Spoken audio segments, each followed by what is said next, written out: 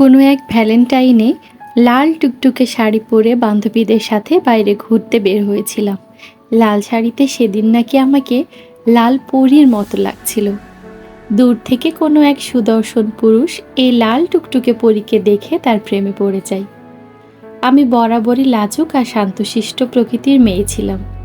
শুরুর দিকে আমার জন্য করা তার এই পাগলামি, দুষ্টু মিষ্টি কথা বলা সবকিছু খুব বেশি বিরক্ত লাগতো। কিন্তু কেন জানি না, একটা সময় পরে গিয়ে আমি উপলব্ধি করলাম আমার জন্য করা তার এই পাগলামি, তার দুষ্টু মিষ্টি কথা বলা সবকিছুই আমার ভালো লাগতে শুরু হয়েছে। আমিও মানুষটাকে ভালোবেসে ফেলি। আমার ফ্যামিলি ছিল খুবই কনজারভেটিভ। এই সমস্ত প্রেম ভালোবাসা আমার ফ্যামিলিতে একদম নিষেধ ছিল, একদমই পছন্দ করতো না। অন্যদিকে আমার বাবা ছিলেন গ্রামের মোড়ল। আমি জানি আমার পছন্দ করা ছেলের সাথে আমার বাবা কখনোই আমাকে বিয়ে দিবে না।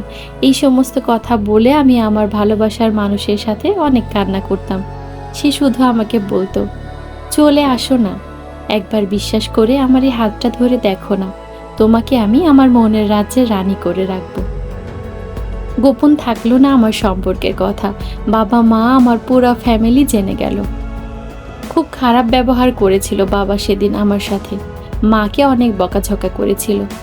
বাবা তো একটা পর্যায়ে স্পষ্টভাবে বলে দিয়েছিল, আমি যদি ওই ছেলেকে বিয়ে করি তাহলে আমার সাথে আর কোনো সম্পর্কই রাখবে না। উপায় না পেয়ে আমি সব রকম যোগাযোগ তার সাথে বন্ধ করে দিলাম। কিন্তু সে পাগলের মতো আমার খোঁজ করতে থাকে। একটা সময় পর আমিও আর তাকে ছাড়া যেন থাকতেই পারছিলাম না। বাবা মা পরিবার সব কিছু ছেড়ে আমি আমার ভালোবাসার মানুষের কাছে পালিয়ে চলে আসি। আমাকে পেয়ে আমার ভালোবাসার মানুষটার যেন খুশির সীমা ছিল না।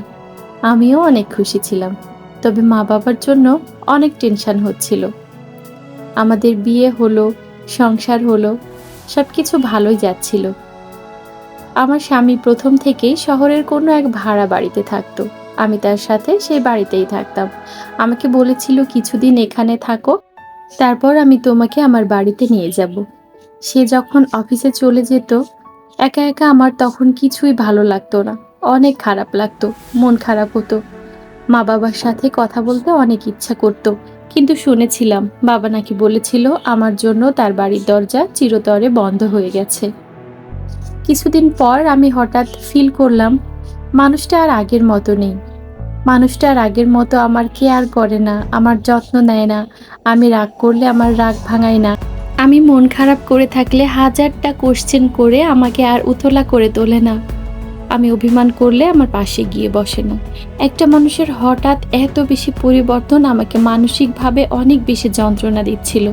আমি পাগলের মতো হয়ে যাচ্ছিলাম। একদিন আমি প্রচণ্ড রকমের জিদ করলাম তার বাড়িতে যাওয়ার জন্য, তার মা বাবার সাথে দেখা করার জন্য। সে কিছুতেই রাজি হলো না। এভাবে এক কথা দু কথায় আমাদের অনেক বেশি ঝগড়া হলো। একটা সময় পর আমি খেয়াল করলাম, যেদিন আমাদের ঝগড়া হতো সেদিন রাতে সে আর বাসায় আসতো না। সে সারা রাত ফোন বন্ধ করে কোথায় থাকতো, কি করতো, আমি কোনো খোঁজ খবরই নিতে পারতাম না। সারা রাত আমি ছটফট করতাম। আমার আর বুঝতে বাকি রইল না যে মানুষটাকে ভালোবেসে আমি মা বাবা ভাই বোন পরিবার সব কিছু ছেড়ে তার সাথে চলে এসেছি, সেই মানুষটা আর আগের মতো নেই। আমি সেদিন অনেক বেশি অবাক হয়েছিলাম যেদিন জানতে পারলাম আমার স্বামীর আরও একটা সম্পর্ক আছে। আমার মাথায় যেন আকাশ ভেঙে পড়লো, আমার পুরো পৃথিবী উলটপালট হয়ে যাচ্ছিল। আমি আমার স্বামীর পা জড়িয়ে ধরে অনেক বেশি পাগলের মতো কান্না করেছিলাম। তাকে বলেছিলাম, আমি বিশ্বাস করি না, তুমি এমনটা কিছুতেই করতে পারো না। সে আমার পাগলের মতো কান্না করা দেখে আমাকে বলল, সে ছোট্ট একটা ভুল করে ফেলেছে, এমন ভুল সে আর কখনোই করবে না। সে আমাকে অনেক বেশি ভালোবাসে। আর আমিও বোকার মতো তার এই অভিনয়টা বিশ্বাস করলাম। ভাবলাম হয়তোবা সেও সত্যি সত্যি আমার কাছে ফিরে আসতে চায়। এরপর থেকে সবকিছু ঠিকঠাকই চলছিল। দেখতাম সেই মেয়েটা আমার স্বামীর ফোনে ফোন দিত, কিন্তু আমার স্বামী রিসিভ করতো না। একদিন রাতে সেই মেয়েটার নাম্বার থেকে আমার ফোনে ফোন আসে।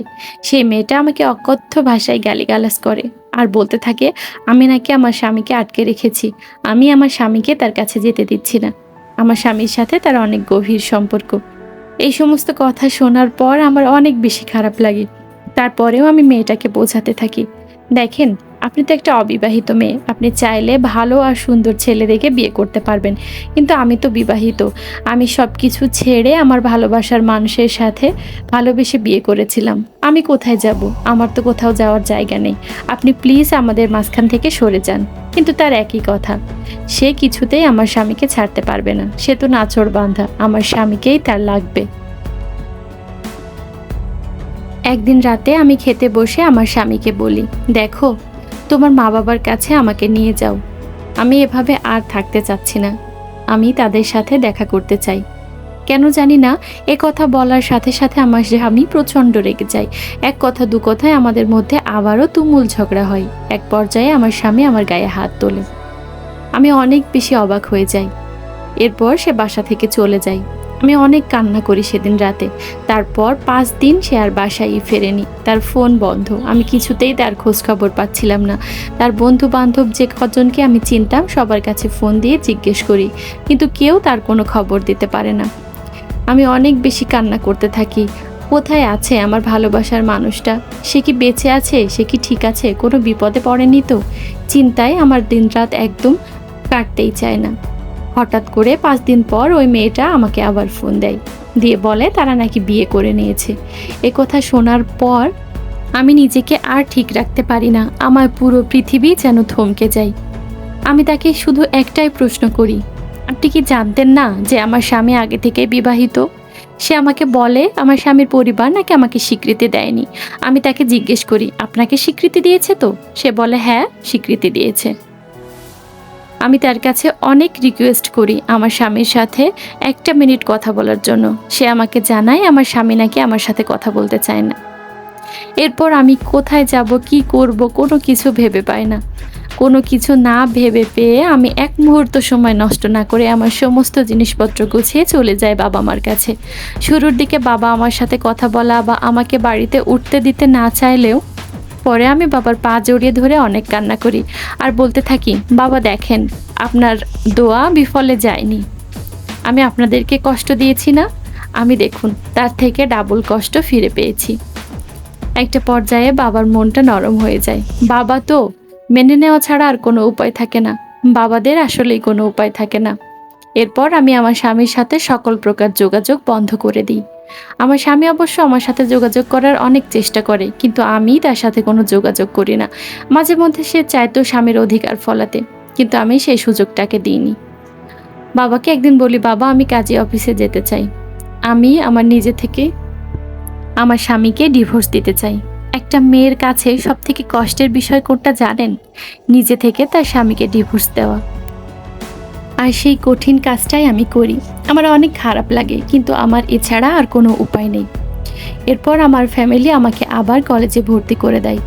কোনো কিছুতেই আমার মন বসছিল না। পড়াশোনা, কাজকর্ম কোনো কিছুতেই ভালো লাগছিল না। আমি পুরা ডিপ্রেশনে চলে গিয়েছিলাম।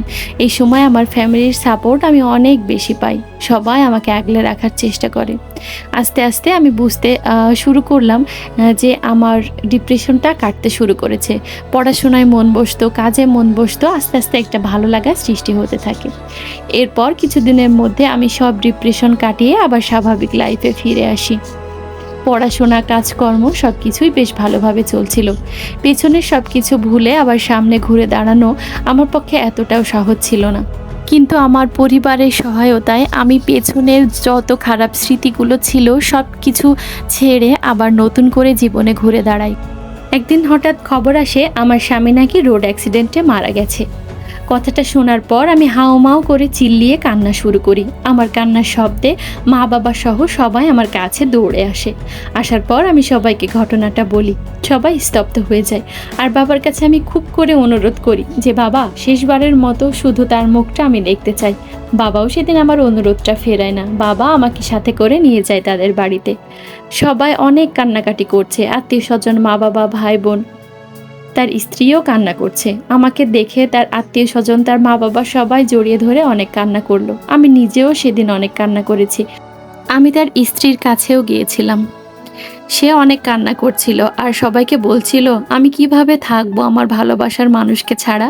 কেন জানি না তার এই কান্না দেখে আমার খুব হাসি পাচ্ছিল। আর মনে হচ্ছিল তার কানে কানে গিয়ে বলি, কি সেদিন তো খুব বলেছিলেন তাকে ছাড়া আপনি বাঁচতেই পারবেন না। তো এখন কিভাবে বাঁচবেন? এখন কি বেঁচে থাকবেন না? আসলে পৃথিবীতে সবথেকে ভয়ঙ্কর অভিশাপ কোনটা জানেন? মানুষের নিঃশ্বাস, যেটা কখনোই বিফলে যায় না।